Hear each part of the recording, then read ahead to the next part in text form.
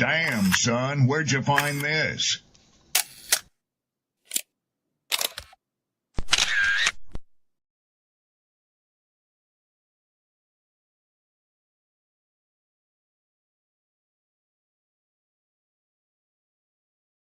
People don't be offended by the truth. They be offended because you called out the truth. Simple as that. They don't want to hear any other narrative that makes them look bad. One thing I can't stand at this big grown age is somebody who act like cause and effect does not exist. Like, yes, your actions caused this outcome. Yes, what you did lit the match. Like, why are you surprised and playing victim? Guys, Chico, they never lied. That's how you know somebody doesn't respect you. They listen to reply, not to be understood. They cut you off. They minimize what actually matters to you. They laugh at your boundaries, and then they call you sensitive when you try to hold the line. They show up late. They cancel last minute, forget the things you've told them, because in their world, your time, your energy, even your voice aren't a priority. They're just an option. You see, there are two kinds of people. Those who adjust when they realize they've actually hurt you, and those who expect you to adjust so they don't have to change. You don't need to be disrespected loudly to be disrespected deeply. Sometimes you'll see it. It's just in their tone, in their patterns, in the silence after you're known.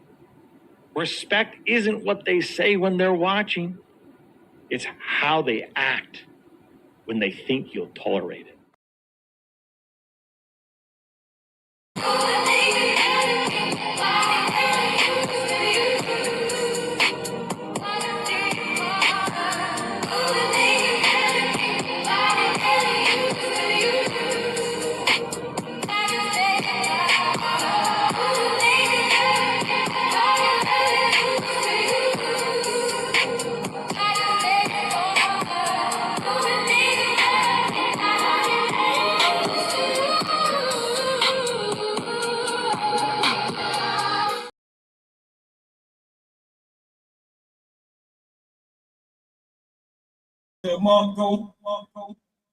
Peace and blessings, glory, praise, and honor to the Most High. How y'all feeling tonight? Grab a seat. Have a cup. I got water. I got soda. I got chips. What you need? Get comfortable. Just take your shoes off. I don't want nobody scuffing up my floor, please. I got Zay in the building. I got Coach in the building. Yeah. It just got real. We're about to talk. You see the title. Shout out to my poets, writers, content creators all across the board. Much love to you. Let me bring everybody up. Do me a solid like, share, repost. Let the people know that we are on. Zay, Coach, what's up? What's the word? What's the word? Yo, what's good? What's good? Zay, your mic on mute.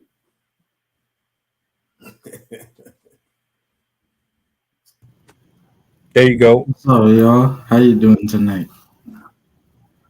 Good, man. Good, man. The three kings in the building.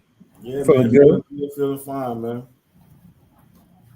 All right, Sydney, I see you. I see you, Sydney, what's up? What's up? What's up? Talk to me. Talk to me. Hello. What's the word? What's the word? Not too much. Just I've been really tired today, so I fell asleep after the stream. But all that talking about history and women being women, you know, took it out of me. I took a nap also. Hey, I'm not opposed to taking a nap. I go to bed early and all that. I'm not staying up to 12, 3, 4, 5 o'clock in the morning no more. We need to bring back siestas. So, hey, salute to the chat, man. 1998, Savannah. Appreciate y'all for pulling up. What we talking about tonight? I'm glad you asked. This young lady made a phone call to a gentleman, and She needed some assistance. The brother's response was not to her liking. And well, I will let the clip speak for itself. And we'll go around in rotation, initial thoughts, so on and so forth. Let's see. Do I want to keep the screen like that? Let me see if I can do something a little different with that. I might have to. There we go. All right. Let's see here. Roll the footage.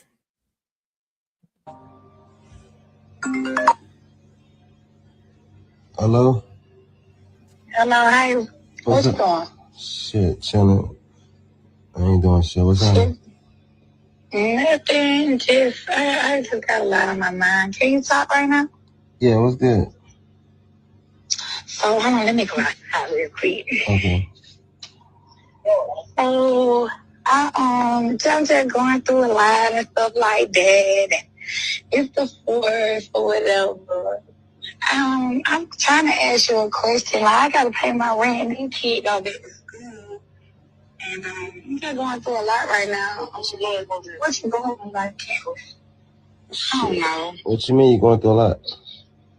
I can't pay my rent. Like, I supposed to pay it on the first, and then I couldn't pay it. Like, I was trying to see if you got like a couple of dollars or something to help me out. A couple dollars? What you mean? How much?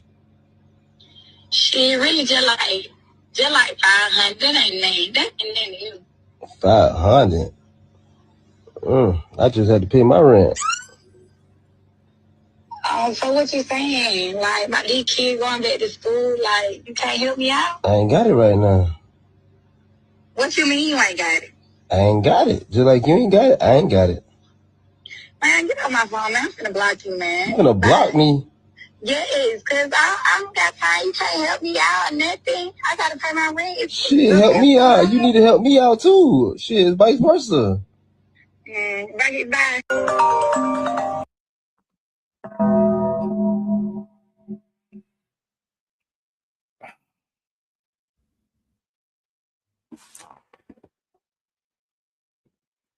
So you can't pay for my bills.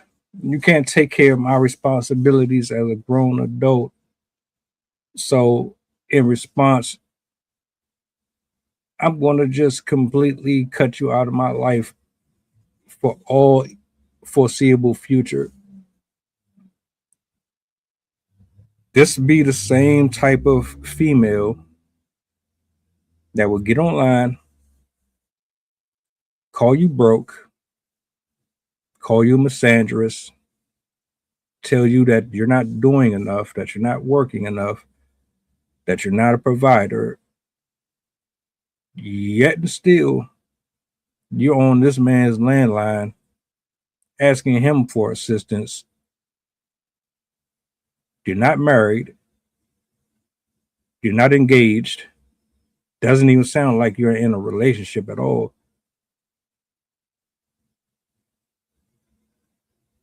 What do you say to that?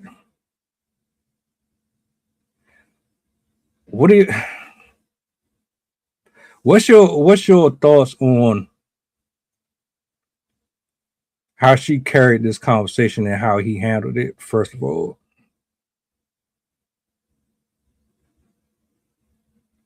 Let's go. Entitlement.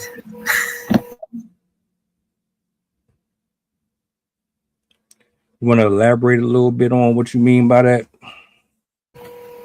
I don't know what their relationship is because they don't sound like friends. They don't, as you said, they don't sound like they're in a relationship. They're definitely not married. To call somebody and be like, yeah, I've been going through a lot. My rent is $500. So, yeah, I'm going to send that over. Like, that is just, like, she knew what she was calling for. She didn't even ask how he was. She didn't even, like, she didn't care about him. She was literally calling him because she knew she needed the money and was hoping that he'd give it to her. And I just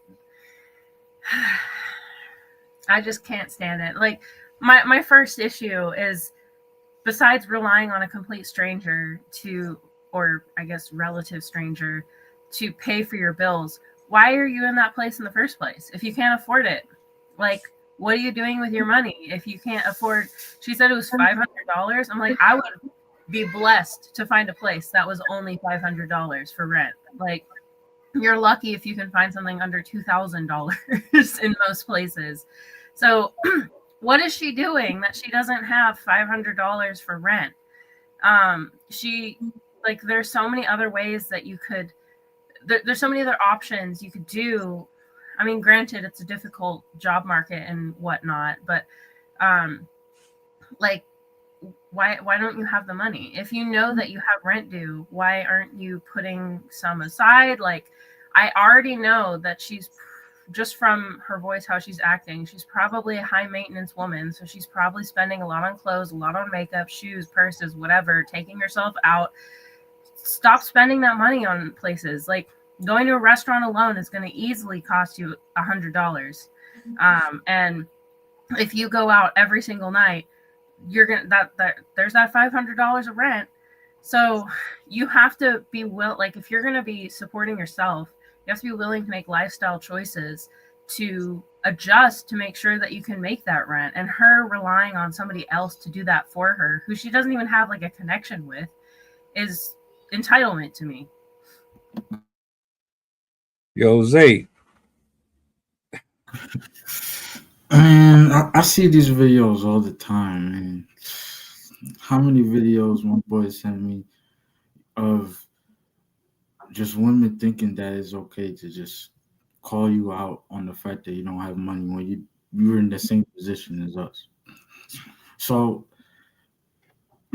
what I think is, look inside your own life before you over there thinking that it's okay to just badmouth anybody. Think it's okay to block someone.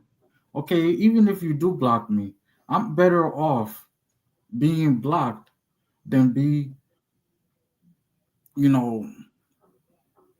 made feel less of a man just because I don't got the bread to support you. And it's crazy because Sydney, touched up on it. Why don't you have the money in the first place? You know it's important, so why don't you got it? I'm just gonna end it like that. Coach, you got first of all, you got this person in your device as always begging. Let's start there. What does that mean to you when somebody got your name in their phone like that?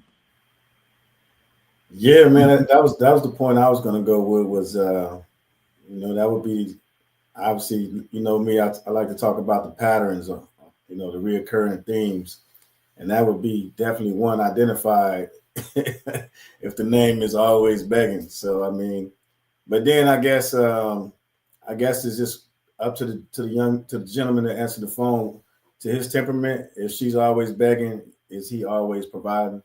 So I mean, it's a reason why she's coming back. I'm sure there can be multiple reasons that he can say, but at some point he's probably leveraging and providing that money. So yeah. Two things I noticed, and you called it out: the pattern, because it's not one-sided. I know you probably thought it was. It's not. He's an enabler, and she's capitalizing off of the opportunity that's given to her.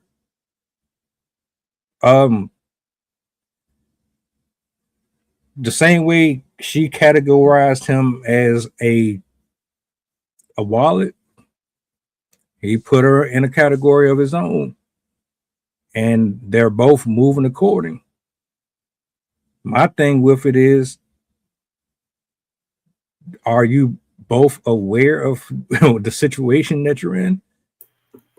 Great point.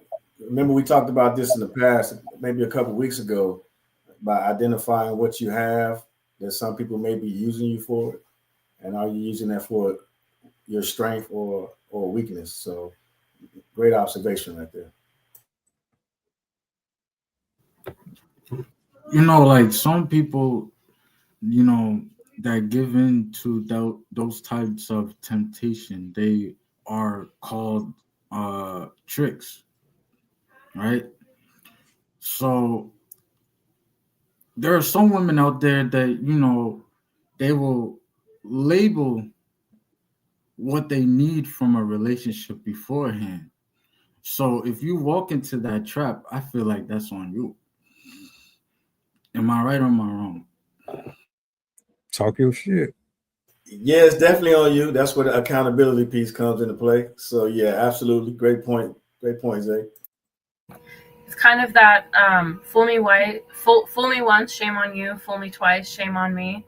Like I bet the first time he did that because she was talking about her life, and I mean, she probably still had that intent in her mind, but he probably did that out of the goodness of his heart. Like, oh, let me help you. Like, you're in a rough spot. Like, I want to help you out.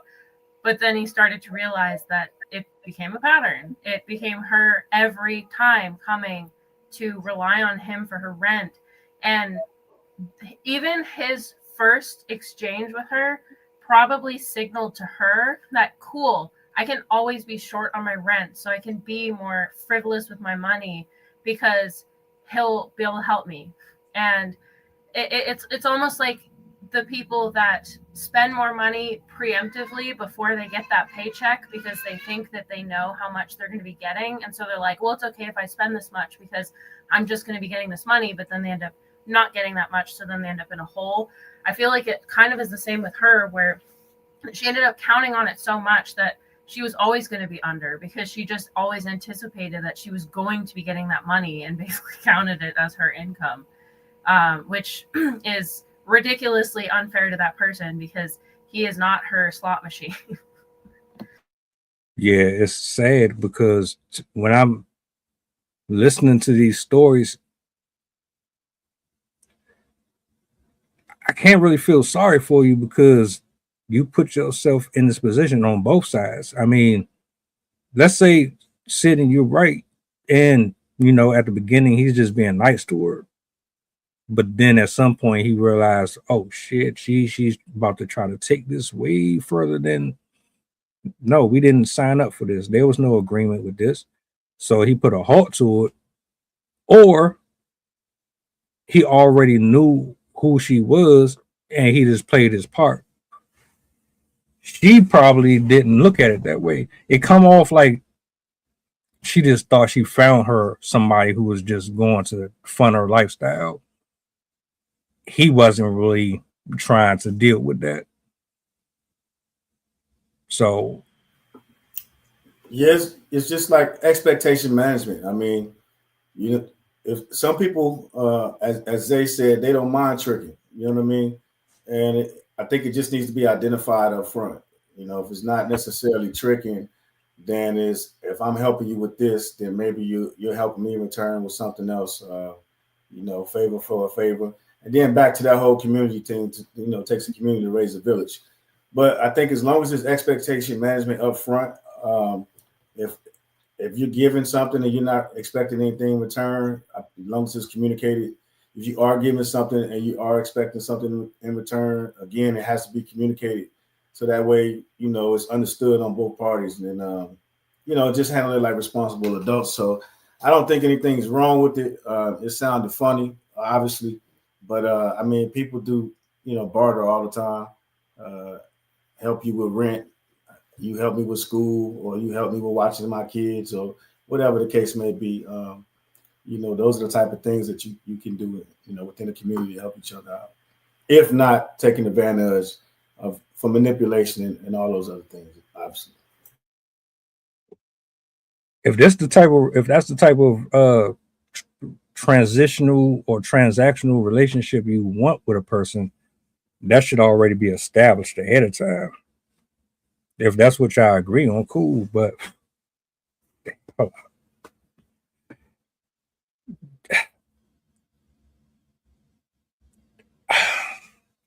I'm stuck because she had a whole attitude. Why are you angry? What, like, first of all, you got kids from what I'm understanding. So you got kids. You don't have a husband at home. I mean, the way that this interaction is going, this ain't even your dude.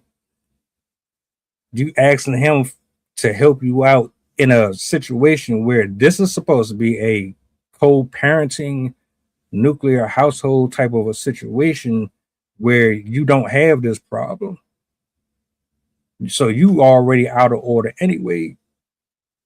You should be going to your child's father. You should be going to your husband for that. But then on top of that, to add insult to injury, I'm blocked because I don't want to do for you. And we don't have no paperwork here. Make it make sense. And then you'll be the same one to go on the internet and say that this man is broke or he's this and that. Just because he doesn't want to give you his hard-earned money does not mean he's broke.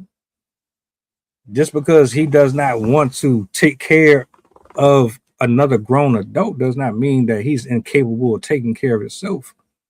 So I don't like the narratives that get pushed in these type of scenarios. You're both consenting adults. You both decided to play mommy and daddy, and I don't know. I think it's just it's stupid. It's very irresponsible on both parties' part. See, he doesn't really have to blow your phone up. You block him, he can move on and find somebody with less responsibilities, someone that's probably going to match him. They're not going to be after his pockets every 5 minutes. And basically, he was. It comes off like he was just paying for it. So I get something out of it. You get something out of it. You want more for what you provide, which is probably not enough to his standards. He's not willing to meet you there. You don't like it. You think you doing something by blocking him. You're not doing nothing for him. The same way he found you, he can find another one just like you, if that's the case. And that's what I'm trying to address in general. See, it's not even just about her, it's the characteristics that she has that a lot of them have, and then you don't understand why things kind of be going in a negative direction, if that makes sense. I mean, like, you are basically giving your body away for a roof over your head versus actually going about it the proper way. Get you somebody who love you and care about you, that wants to be there. So, all right, I'm gonna yield the mic, but I guess my question is, why would you take this route, man or woman, when it would just, or better question, is it easier to just have this type of a relationship versus actually doing it the hard way, the old-fashioned way? I think it depends on who you're talking to, man. The one or two things we would have to know: the age group of the individuals on the phone. I mean, because everything is pure speculation. So we don't know how old they are. We can't really necessarily, kind of compare the two, compare and contrast the two. But we are in the age where the common theme of the conversations we've been talking about is the lack of getting to know each other. The repetitive, we've been talking about, people cutting people off, identifying boundaries, identifying structure, identifying value. we've been saying so much and it's the echo chamber is getting loud. It's just that there's so many people out there that's simply all about quick transactional relationships, right? I mean, if you're with somebody for 27, 30 years, then you have obviously went through some shit, and then you can bounce back and talk about some shit. But if you can't even get through a week with somebody and you guys are cutting each other off, the expectations that you have, you can't really talk to too many people around if ain't nobody sticking together. And that's the other thing too, is everybody's so independent, or at least they believe they are. There's not a need for having anybody else around unless it's a transactional relationship. And that's the problem, is they only see the transactional piece when it comes to monetization and things like that. But transactions also taking place in exchanging energy, positive energy, negative energy, with each other. So, again, people are just picking and choosing what type of transactions they want to identify with. They may be giving negative energy, but they may be providing a service, but that's not taking place of that positive energy that they're looking to reciprocate from. So they don't know how to give that because they wasn't taught that. And so they're just using what they have, the resources that they have. And the problem is the resources are just outdated. And that's why men are just like, yo, I don't need to date women anymore. I don't need to do this X, Y, Z anymore, because all the resources you're trying to use and the tools in your toolbox aren't applicable to what's going on in today's society.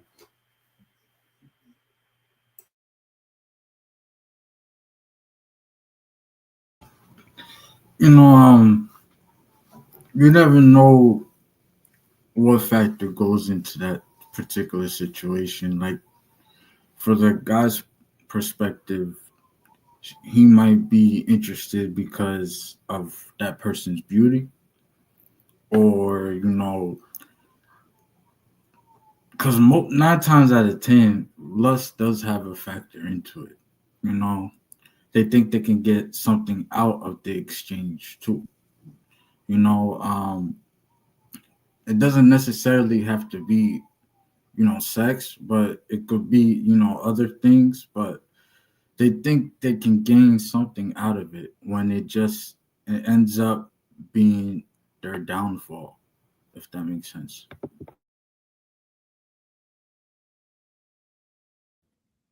If I'm going to pay for it, I just go somewhere professional. But I'm not even about to do that. Too much risk out here. Too many diseases.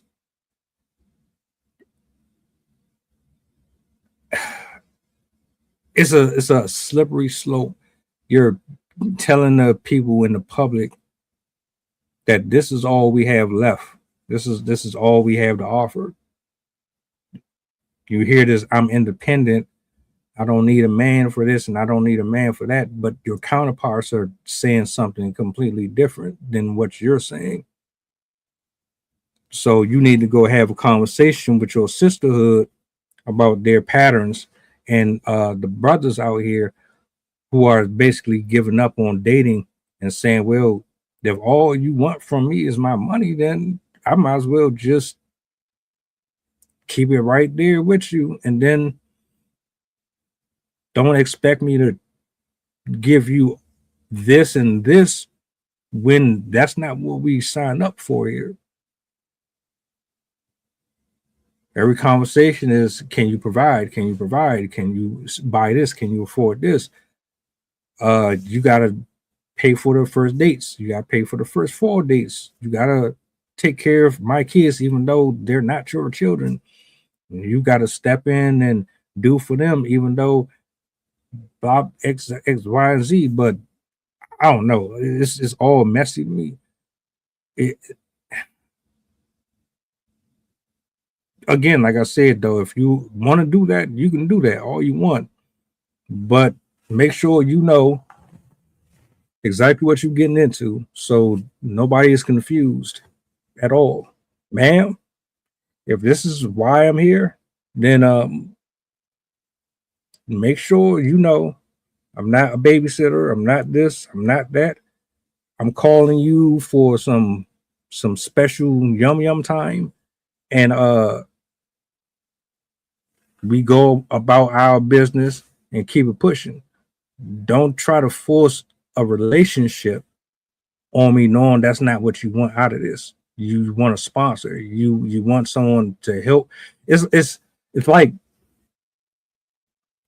you want a roommate without the other intrinsic things that come with the partnership in general. You don't actually want the person. You just want to make sure that you can take care of yourself because you ain't taking care of yourself.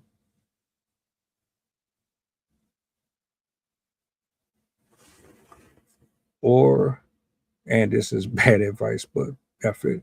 Everybody start their villain arc over there somewhere and let the decent folks live there.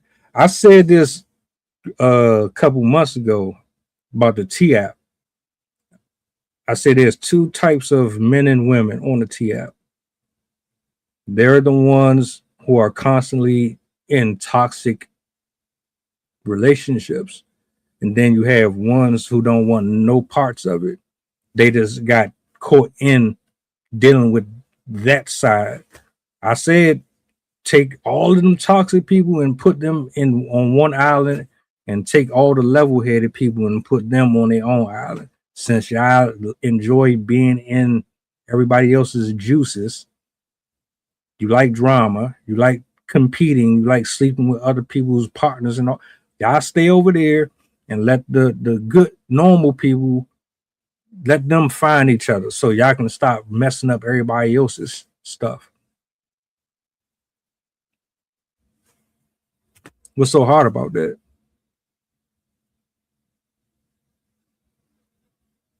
Let me ask you a question, Sid. Is it easier to just have men pay for your life instead of, I don't know, working on yourself and actually being the type of woman that would get the husband that you actually desire, so that you don't have to have these problems in the future?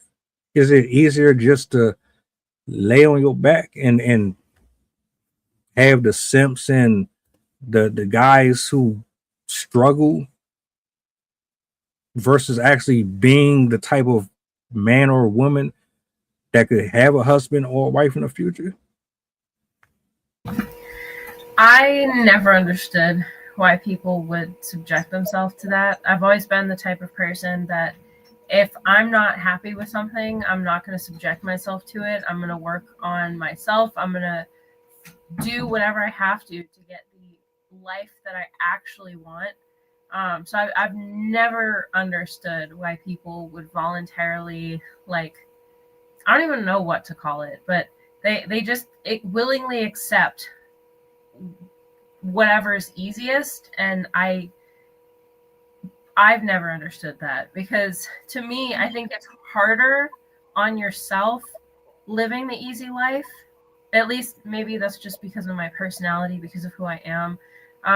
If you're living a life that's not yours, it sits on you. It sits on your soul. It sits on your mentality, and it sucks the life out of you. I've been in situations before where I didn't have the opportunity to live the life I wanted, to be the person that I wanted, and it was depressing. It was awful. Like it felt like torture sometimes, waking up and knowing that the life that I wanted to live was not there, and that I had this vision for who I wanted to be, but I couldn't be that way. I experienced a lot of that in college, where I was in like roommate situations with people that I wasn't able to be myself in, and it was torturous. Like it was really, really uncomfortable to be around somebody that I could not be who I normally am, and it felt stifling, and it affected my mental health greatly.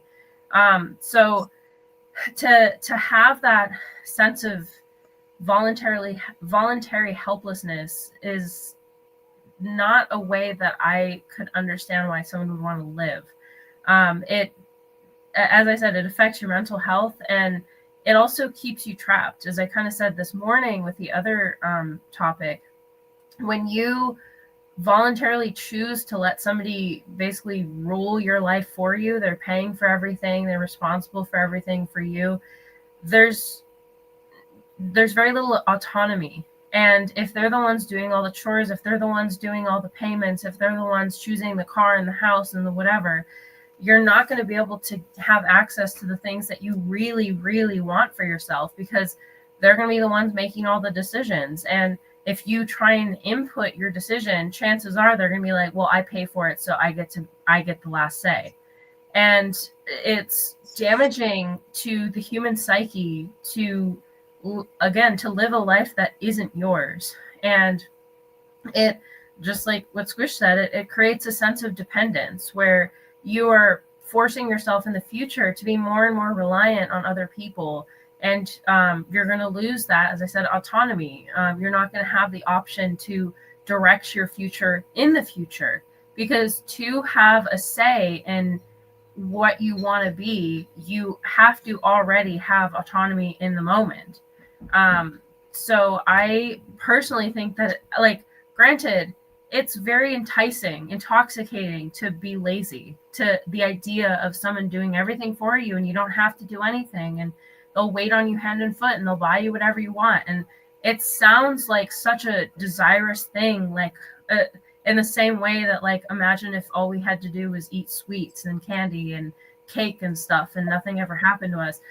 But there's a loss there that people don't, it's like grass is greener on the other side. Once you're in that situation where you do not have access to the life that you actually truly want, then you'll start to realize. There were times, like even during COVID, where I couldn't go out and do the things that I cared about. I wasn't writing, I wasn't doing the podcast, I wasn't doing any of the things that deep down I needed. And sure, I got to do whatever I wanted. I got to watch whatever videos I wanted. I didn't have kids at the time yet. I had no responsibilities because we were living at his parents' house, and it was still soul sucking. Like I still felt every day dredged on and on because I didn't have purpose. And I think that's something that's missing when you are letting someone live your life for you or rule your life for you, is you no longer have a purpose.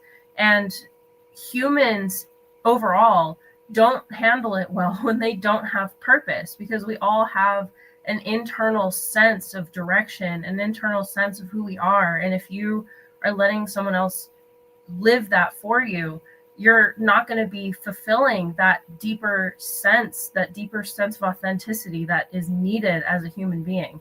People always think like our needs are just food and water and breathing and having shelter and stuff. But there's a fifth layer of that where you need authenticity. You need to be who you are and to honor the values and stuff that you have inside. And again, if you're giving that away to somebody, that's going to do a number on you. And it sets you up for failure going into the future. Hey, so I agree with what she said. But one thing that none of us is taking into consideration, I'm not going to say we haven't thought about it, I'm just going to say we haven't said it out loud, is you have to think about the mindset and the trauma that people come from. Some people are raised that way, right? So you only know what you know. So they'll naturally gravitate towards what feels comfortable. And if they weren't raised and they weren't empowered, but like you guys mentioned earlier, they were enabled to hand over their, let's say, rights, or hand over their decision-making skills or opportunities. And so they might not feel as comfortable to make those decisions for themselves. So the pattern may be, again, just using this story that we talked about earlier, it's okay to not necessarily have, like you mentioned, who will not have their rent money when they got kids. But I'm going to spend my money over here, not necessarily be responsible in this vein, because I can always call this person who bails me out. And I just typically may return a favor or two, in return. And that's a pattern that some people they learn through growing up from certain traumas, from learning from their parents or learning on just how to game the system. And as we everybody has learned at some point how to get over it at some point, how to take advantage of something at some point. And that's what happens is some people tend to use those skills that they learn for bad versus good, right? And so again, we have to keep in mind if that's a learned behavior that some people are learning and they're actually just implementing and thinking they're going through life by doing the actual right thing. So those are some of the things we have to think about as well, you know. And then again, being from an urban community, I think we all got some people that we can relate to that's might have put like some electricity in somebody else's name or did some other stuff along those lines.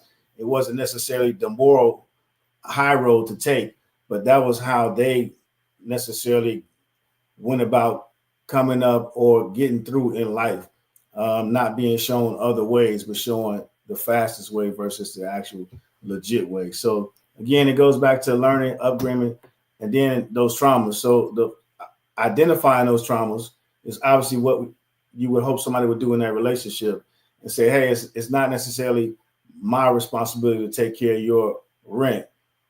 You should probably take a little bit more effort into making sure that you have shelter and a place over your head before you start looking at doing X, Y, and Z with your money. So again, learned behaviors, financial literacy, and different things along those lines, all education pieces that we either aren't getting along the way or we're figuring out at a much later point where we're already at a disadvantage. So, and that the common theme is always looking for somebody else to help out with your irresponsibilities.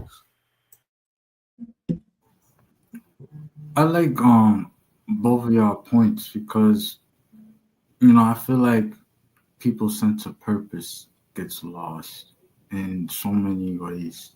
I feel like men and women, often blur the lines of what providing is. I feel like, people like me personally, and feel free to call me out if you think differently, but I feel like personally providing is leadership. It's not necessarily a give and take. It's more like being the person someone looks up to, or being able to take care of the slack when the other person is falling behind. I feel like it doesn't necessarily have to be take. It can always be a balance. That's why I feel that providing means. Real quick, to all my moderators in the future, if you see anybody acting a fool in the comments, I don't care. You have all authority to put them in timeout or ban them. We're not doing none of the ignorant stuff over here. So you have full authority to move according, however you see fit. All right.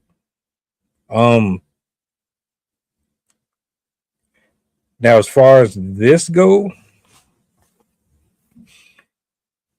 it is learned behavior. I agree.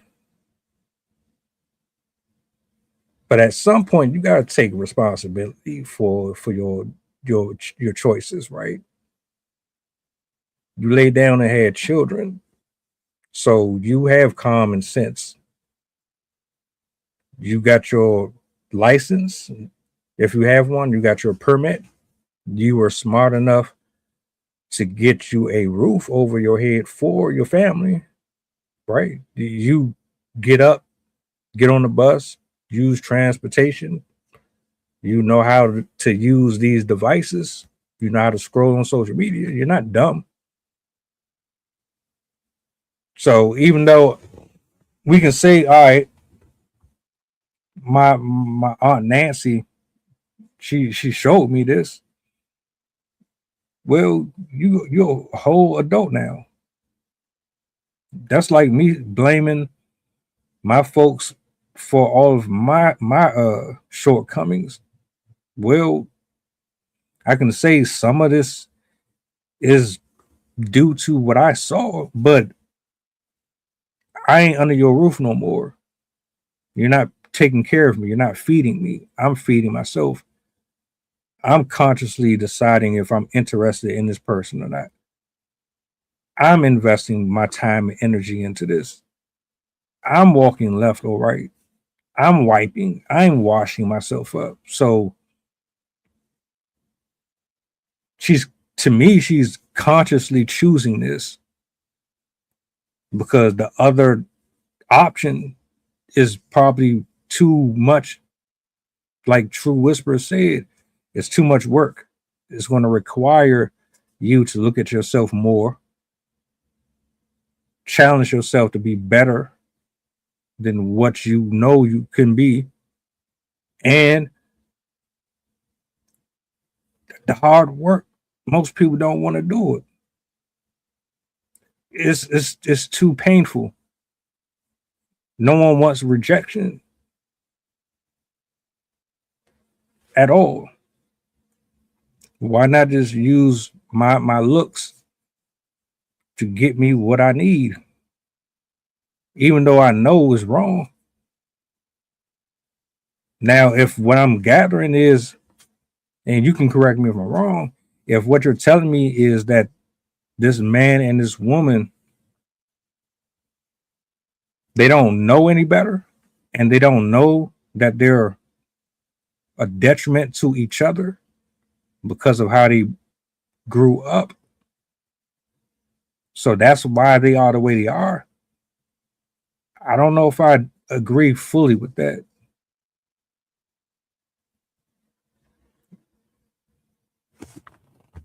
I don't know. I can do Yeah, it. I mean, you don't. You. I'll just say this, man.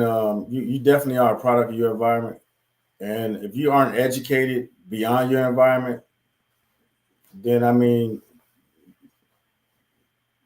there's nothing else you can do. I mean, that's why they say if you're the smartest person in the room, it's time for you to find a new room to be in. But if you don't know you're the smartest person in the room, and you continue being in that room, then I mean, you know what I'm saying? Again, it comes that lack of education piece. You gotta have that. You gotta have when somebody tells you the sky's the limit, and you should be aiming for the stars, so that way you hit the moon. It's a mindset. You know what I'm saying? It's something that's built inside of you. And if you're in an environment where it's full of negativity, some people will figure out a way to thrive. Some people they're just built that way. But others, and not everybody's built that way. And that's what makes people different. That's what makes everybody human. You know what I mean? But again, I just think surrounding yourself around those type of people, that's gonna hold you accountable, and then that's gonna say, hey, look, you're probably taking 2 steps back when you should be taking a step forward. You definitely got to surround yourself with those kind of people. But just referencing the person on the phone, it sounds like that they have been through that process before, and looking at the name that he had saved under the contact, that just hoping moving forward that he would try to hold strong and hold her accountable. But I'm sure if we followed up 30 days later, like Maury and the rest of them shows, it would show that he had probably given the $500 and they went out for chicken wings on Thursday. I mean, you know what I'm saying? It would probably be something along those lines, like you guys mentioned earlier, just enabling that behavior. And that's something that we have to start teaching and empowering, and not enabling.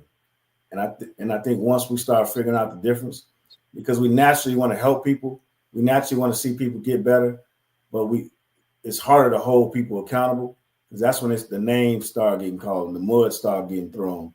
You start getting placed in categories where you're difficult to be around, and a lot of people don't want to be called those things and don't want to be identified as that. But that's the things that come with holding people accountable, because if it was easy, then everybody would do it. Just my thoughts.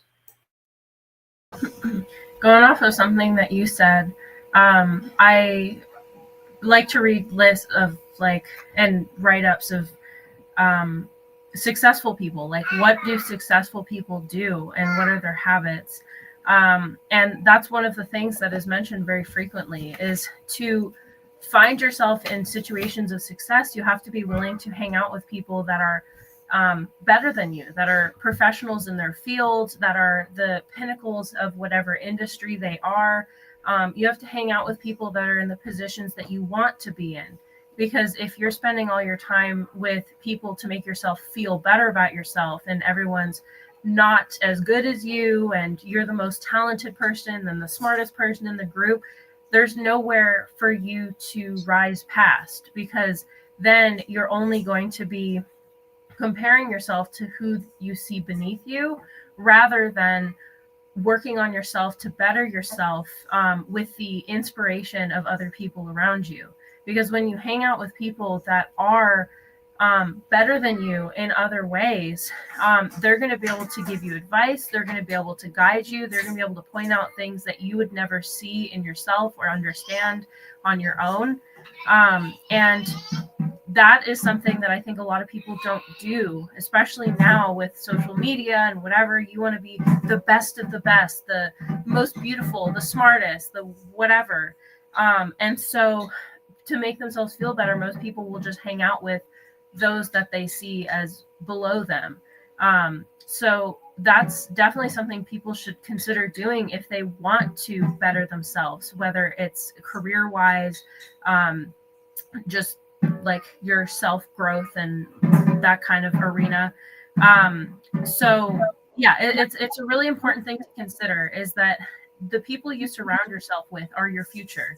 And if you're going to be surrounding yourself with people that are not good for you, that's going to be your future. And this lady clearly is not surrounding herself with people that are going to better her. She's hanging out with people that are serving to enable her instead. And so she's very likely not going to be exposed to people who are going to challenge her to improve her situation. She's just going to be relying on the people around her to keep her where she's at and keep her in the same patterns. And it's a great example of why you have to keep self-improving, because if you don't keep self-improving, you're just going to be dependent on other people around you to make yourself feel successful, even if you aren't.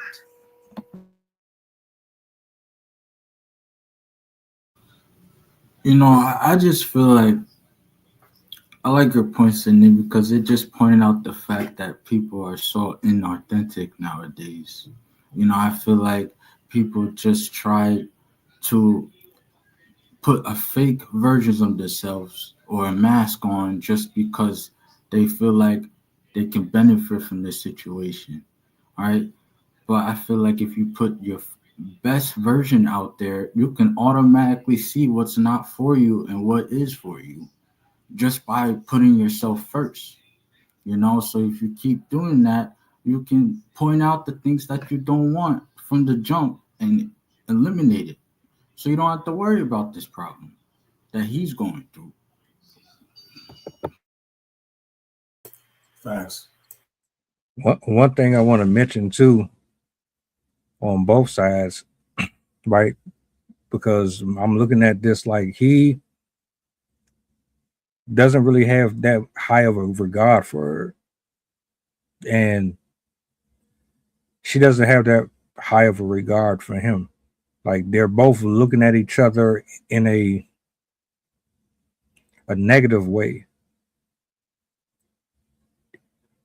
both transactional, but for the wrong reasons. And I think a part of that is due to what Sydney said, and actually what everybody said, to be honest with you. All right, put it this way. If I know you got low self-esteem, I'm not going to take advantage of you because you have low self-esteem. I'm not going to manipulate you into doing things that I want you to do for me, because I know that you cling to me for security in some type of way. If I know that you don't know too much about engineering. I'm not going to railroad you and have you working on something that could get the company sued for millions of dollars. If I am a married man or a married woman and I see a man or a woman out here moving recklessly, I'm going to give you the best advice possible. Why would I? And it's just my conscience. Why would I steer you in the wrong direction when you're already going in the wrong direction? I'd just be adding on to it. So if somebody's close to the edge, I'm going to give you an extra nudge over to the edge. Nah. But it looked like nowadays men and women are doing that to each other. But you look at it as if you're preserving yourself or you're protecting yourself. You're really not.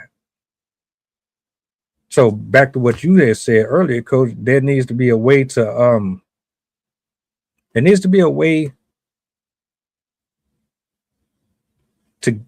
give chastisement, direction, feedback that help both parties. Now, if this is how y'all want to move after we say all that we say to you, because you could be a best friend to somebody or a cousin to somebody or a family member to somebody, you don't want to see them get used up. But if they want to keep going like that, then that's on them. But I think that's something that needs to be addressed too. They look like they're both actually hurting each other in the process. And I see that with a lot of men and women. I yield the mic. No, good point. And that goes to a question I had asked, a few weeks back. The opposites attract, and a lot of people say they do, but the problem is, again, the recurring theme is maintaining that relationship. They may attract, but what's going to keep them together? And that's typically people like the opposite for the attraction, for the sparkly thing. Ooh, it's something different, it's something new. But yeah, that's true too. Rich attracts broke. But yeah, and same thing with positive and negative, right? I mean, because of a positive mindset, somebody always ends up with somebody who thinks negative. And then, like each one of you have said, it's because they faking the funk. They're not necessarily being the best version of themselves. And it's just we're pretending to be who we can be for that initial meet, and then whatever happens after that. And then I think at that point, sometimes is when you should both be like, hey, look, we both did X, Y, and Z to get to this point. Now we should probably move forward, being truthful and honest in who we are and what's the objective. And that's the problem is we talked about, dating earlier and how it's not around anymore, the courting process and everything. Because everything is just to get in and get out. You know what I mean? It's just to be quick. I'm just trying to get in, see what you're talking about and get out of there. Nothing is looking for sustainability or longevity. Everything is looking for just the instant gratification. And that's the problem when you can't see the forest from the trees. You can't plan for longevity, right? When you're going in and trying to conquer in less than, 72 hours. You're not thinking about, man, this could be the mother of my kids, or one day I can help her to pay rent, or one day she can help me as a team. I'm trying to build a brand. Let's build this solid foundation. Forget the foundation. You're going straight for the high rise for 2 days and then get up out of there. So it's just, again, the modernization of how we all think people, in totality is just some stuff we need to start thinking about. This whole topic makes me think of a video I saw very recently where a guy tries to shoot a shot by giving a waitress an $1,000 tip.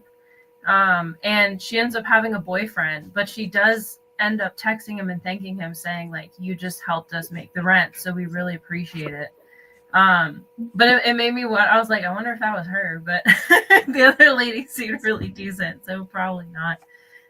But I think that is kind of it makes me think of this because it's almost an indicator of what men think they have to do to get a woman, where they feel like they have to have all this money to be able to even nail down a woman and get in a relationship. And this is the type of behavior that will come up when you have that whole cultural identity of within dating, where if you have a majority of the population that believes that money matters more than love, you're going to have a lot more people like this that are like basically fishing for money in relationships or not even in relationships. So I think besides the internal aspect, the things that you have to do as an individual, I think it's also kind of a cultural problem as well. That I couldn't even explain how it came to be, but I think I mentioned it in the earlier episode this morning. Consumerism is definitely at play here as well, in the sense that women are now starting to see men as a commodity rather than as a partner.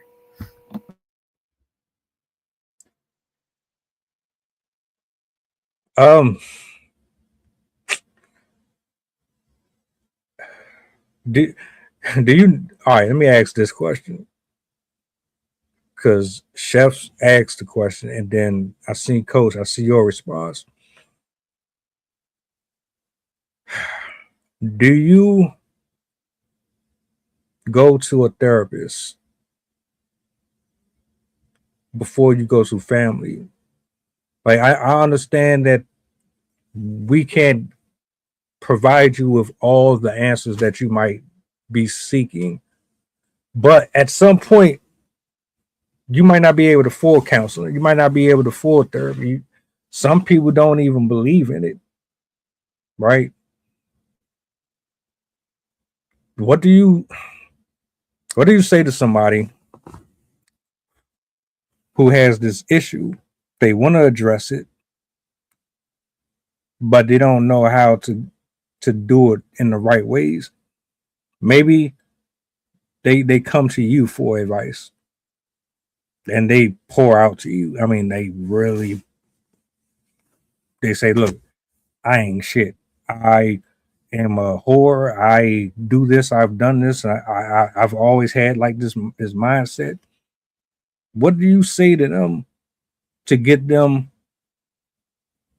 to either go to somebody who can professionally help them, or they trust you enough to where they listen to you to the point to where they might even start to consider some of them seeds that you sown?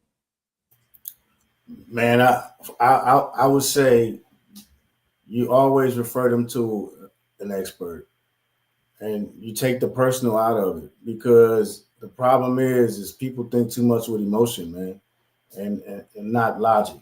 And the first thing a person's going to say is, in my experience, in my relationship, one time I did X, Y, and Z, and that's none of those are answers for solving anybody's problems, right?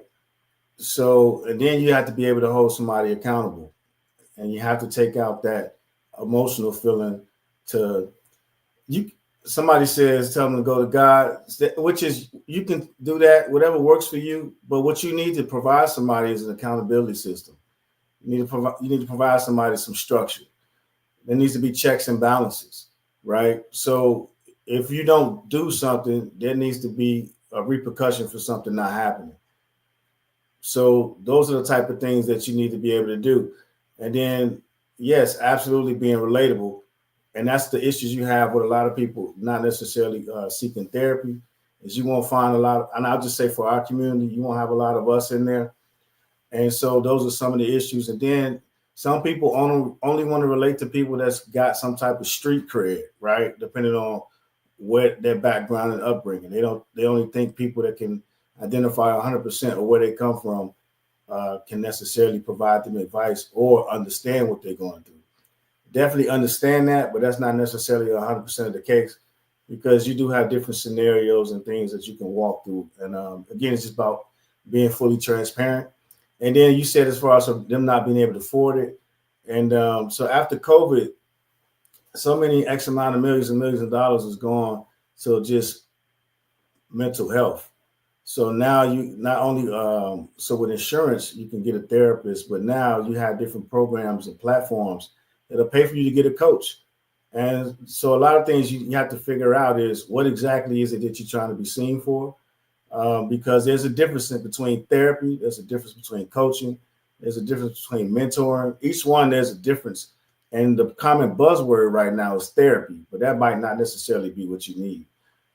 So again, it's getting with these subject matter experts and then taking these surveys and answering truthfully and honestly, because a lot of times we take these surveys and we don't answer truthfully and honestly. Some people call crisis hotlines and don't give them the actual real symptoms and things that they're going through. So therefore, the crisis hotlines can't even necessarily help those folks out that are actually going through a crisis. And the same thing, you listen to some of the 911 calls, they might give all the wrong information versus the necessary information to dispatch the actual professional to come out and actually provide assistance. So again, it goes back to an education piece, is understanding what you're going through and identifying it, and then having an honest conversation with yourself and then with somebody else. So yeah, I hope that provided you some type of answer. But go ahead, Sid. I know you're ready to jump in. Yeah, I was gonna add to that too. Like a lot of people don't even have the experience to understand what are symptoms. They might think it's just a behavior within the realm of normal, because maybe their parents lived that way or whatnot, and so it's so normalized to them they don't even realize that it's a red flag behavior. And to kind of touch on what you asked, I think you can ask friends and family, but it really should be taken with a grain of salt, and more so just kind of maybe allow it to give you some insight. But we have to remember that our friends and family are also going to have their own issues. They're going to have their own biases. And that's why they always say, if you're experiencing an issue, particularly addiction and like mental health issues, like disordered behavior, you should not be going to friends and family to get help like that, because you need an outside perspective that has actual experience, actual training. Psychologists and doctors are trained to understand how to identify specific behaviors, how to pick up on different things that a person is giving off, how to identify problematic behaviors in somebody based on what they're saying and not saying. And they have the experience to understand how to help others identify the problems within themselves.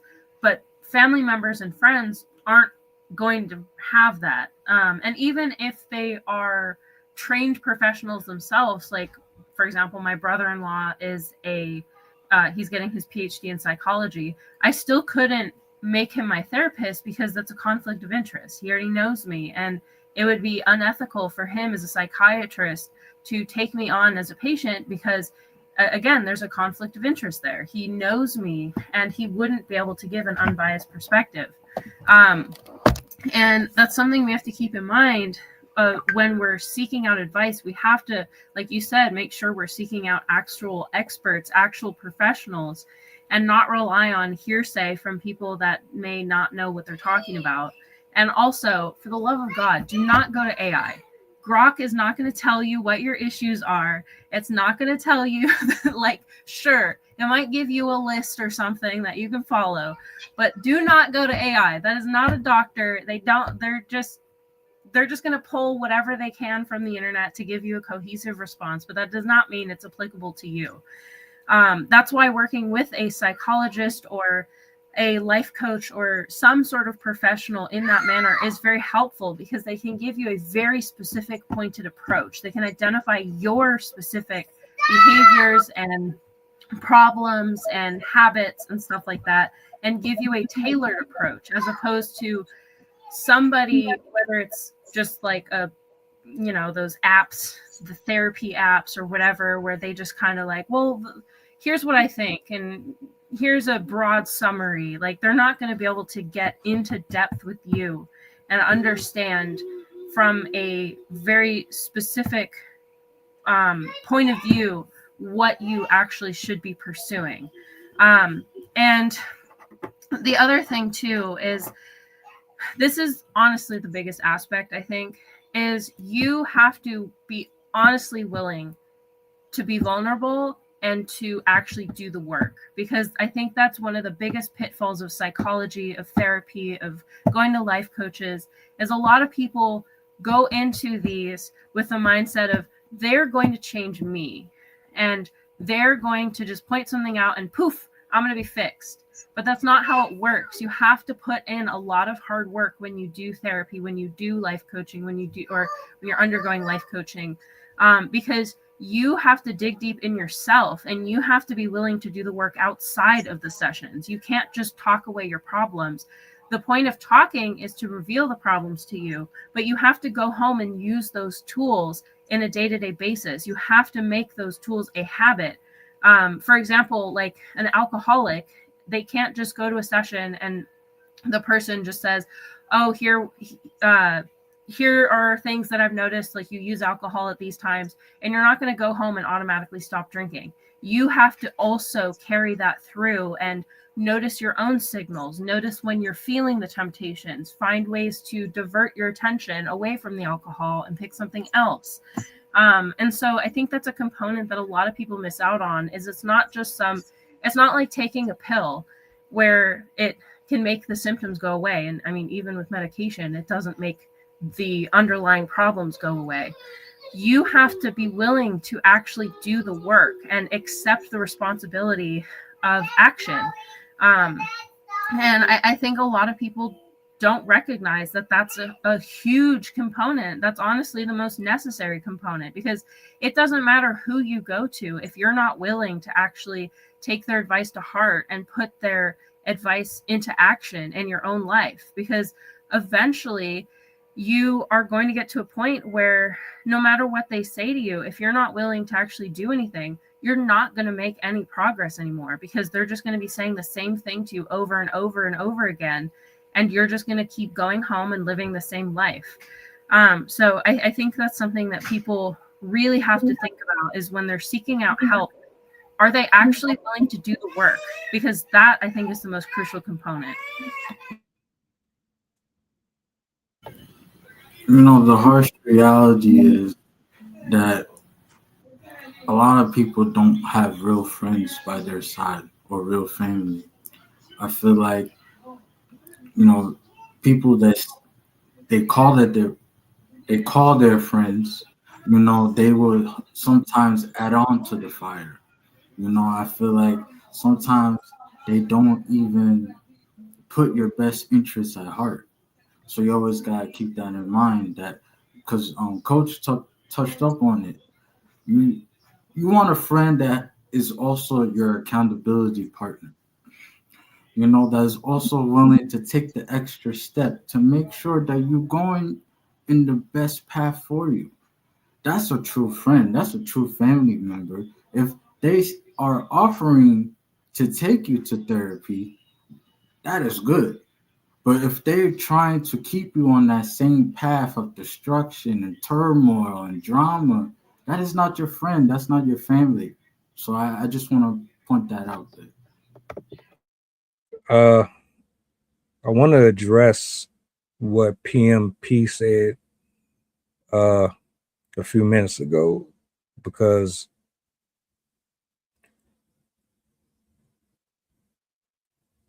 everybody, we have different belief systems, right?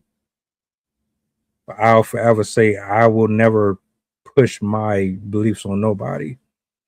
But one of the things that I appreciate about these panels is that you get a bit of everything up here from everybody's perspective. So if you're not someone who believes in the higher power, then guess what? Somebody got you covered. Now, me personally, I will say this. Throughout all of my years on this planet, the only person that has ever taught me properly about myself is God Himself. But you know, the unique thing about it is He doesn't use just a person with a license to teach you a lesson. I didn't go to counseling to figure out about my abuse. I didn't have a teacher tell me that it was wrong for this to happen. I didn't have a member of the football team to pull me to the side and tell me smoking wasn't good for me. Life did that. The interactions that I created throughout every timestamp because of my choices and decisions. God put specific people in my presence to show me who I was, to show me who I was becoming because of the decisions that I were making.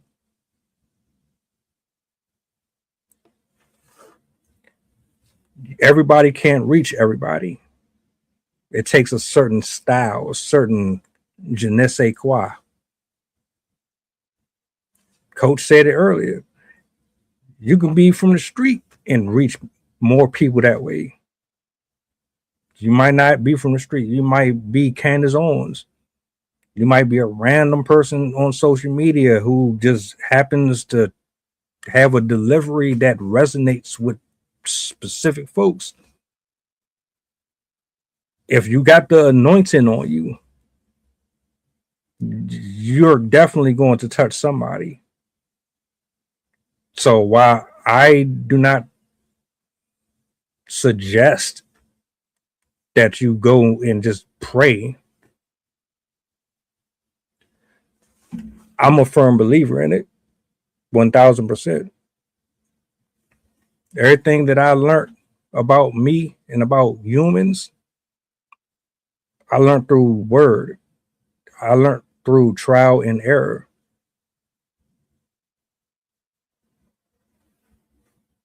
I can't really. In fact, let me just put this on record too. I don't disagree with nothing that anybody up here said. Awesome, amazing tools. Use them. We're all put here with a gift and a talent. Being a psychologist or anyone in that field, you have to have a special gift. Everybody can't do that. But just because they use big words, that don't mean that you're going to connect with them or relate to them. There's a good chance that they can get through to you. That doesn't necessarily mean that's the only option.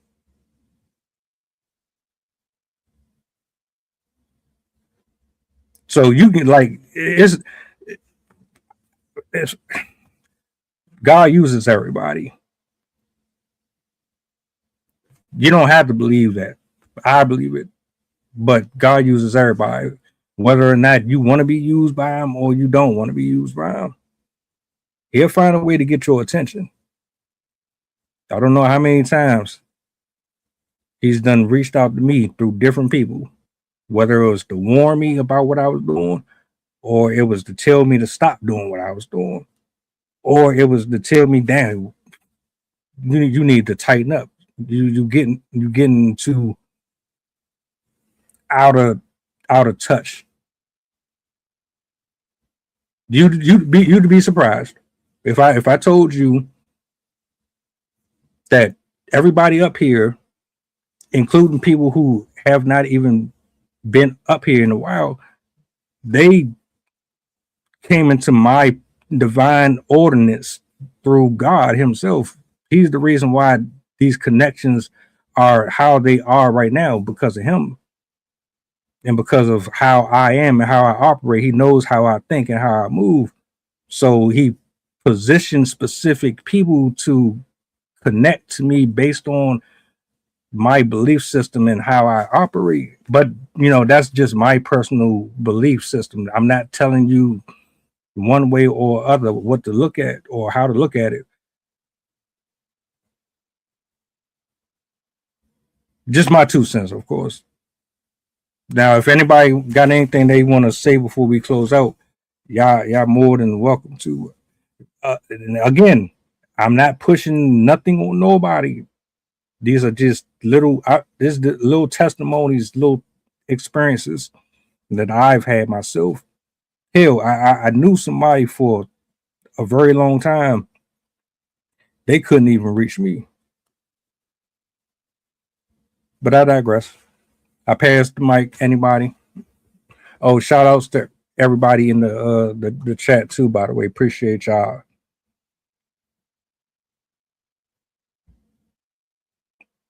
Nah, man, I well said. I think everything everybody has said has been well said. Um, the part that they said that left off, because I was the one who read it and I didn't finish reading the whole entire statement. But yeah, I think we all on the same page. I don't think there's any disagreements about that. Again, like you said, just being open, being coachable, and like we all said a couple times, just at the end of the day, just accountability is what it's all about, and then and communication. So I think if we just continue to hold each other accountable, and take the emotion out of it. It's hard to obviously it's hard sometimes, but just take a pause for the cause. Breathe, go through the process. You know what I mean, and just blow that shit out. It ain't personal. It's all to try to help each other and then become better version of ourselves. And I think as long as we got good intentions, then I think that's the only thing that matters. Yeah. Great chat. Also, just to quickly add in, you also have to have a mix of all of the approaches to be most successful. If you're really trying to work on yourself, you should be getting input from your true friends and stable family members. You also want to get professional help. You should also be seeking stuff out on your own terms through means that resonate with you. You should be reading books from experts, reading books from spiritual leaders, reading books and watching videos from people that speak about this type of stuff that you're trying to work on. There's a lot of great resources out there. You just have to make sure that you're picking things that are actually relatively valid, beneficial, stuff like that. Because of course there is a lot of shoddy work out there, but there are amazing people out there that have put out some fantastic advice. Just to throw in, one of my favorites is Thich Nhat Hanh.